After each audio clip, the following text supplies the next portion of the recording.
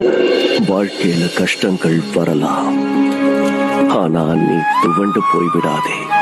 ஒரே ஒரு கடல் அலை போதும் கஷ்டங்களை விலக்கிவிடும். நீ பொறுமையாவும் நம்பிக்கையோடவும் இருக்கணும். ஆத்மார்த்தமா என்ன வழிபடுற ஒரு பக்தன் எப்பவும் என் கண் பார்வையில தான் இருப்பான். எப்படிப்பட்ட சூழலையும் எங்கிருந்து அவன் என்ன நினைச்சாலோ அவன் பக்கத்திலேயே என்ன அவன் பார்க்கலாம். நானும் அவன் கூடவே இருப்பேன். அவன் ஆத்மால இருக்க, அவன் பக்தியில இருக்க, என்னோட அருள் மழை என்னைக்கு அவன் மேல பொழிஞ்சுக்கிட்டே இருக்கும்.